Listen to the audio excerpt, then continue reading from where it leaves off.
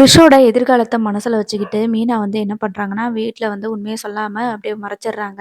ஆனா ரோகிணிக்கு, "இன்னும் உங்களுக்கு 15 நாள் தான் டைம். அதுக்கு முன்னாடி நீங்க வந்து வீட்ல உண்மைய சொல்லிறணும்" அப்படின்னு சொல்லியிருக்கிறாங்க. "எப்படியாவது நான் வீட்ல உண்மைய சொல்லிர்றேன். முதல்ல வந்து நான் மனோஜ் கிட்ட சொல்றேன்.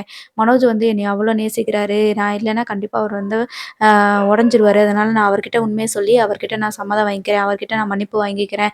அதுக்கப்புறமா அத்தை, ஆன்ட்டிய வந்துட்டு நான் சமாளிச்சுக்கிறேன்" அப்படின்ற மாதிரி சொல்றாங்க. உடனே ரோகிணி கிட்ட வந்துட்டு, சரி உண்மைய சொல்ல மாட்டேன் அப்படின்னு சொல்லிட்டு மீனாவும் சொல்லிடுறாங்க. இப்ப என்ன ஆகுது அப்படின்னா, அந்த 15 நாளைக்குள்ள ஏதாவது பண்ணணுமே அப்படின்னு சொல்லிட்டு ரோகிணி வந்து யோசிக்கிறாங்க. அப்புறம் வீட்டுக்கு எல்லாரும் போனதுக்கப்புறமா மகேஸ்வரி கிட்ட இத பத்தி பேசிட்டு இருக்கிறாங்க. அ இப்போ மீனாவுக்கு உண்மை தெரிஞ்சிருச்சு. ஆனா அவங்க 15 நாள் நமக்கு டைம் குடுத்துருக்காங்க. அதுக்கு முன்னாடி நான் உண்மைய சொல்லல அப்படின்னா, கண்டிப்பா மீனாவே உண்மைய சொல்லிருவாங்க அப்படின்னு சொல்லிட்டு ரோகிணி வந்து சொல்றாங்க. ஆமாடி, அதுக்கு நீ என்ன பண்ண போற அப்படின்னு சொல்லி நம்ம மகேஸ்வரி வந்து ரோஹிணி கிட்ட கேட்குறாங்க. "அவ உயிரோட இருந்தா தானே உண்மைய சொல்லுவா. அவள இந்த உலகத்த விட்டுட்டே அனுப்பிட்டா எப்படி சொல்லுவா?" அப்படின்னு சொல்லிட்டு ரோகிணி சொல்றாங்க.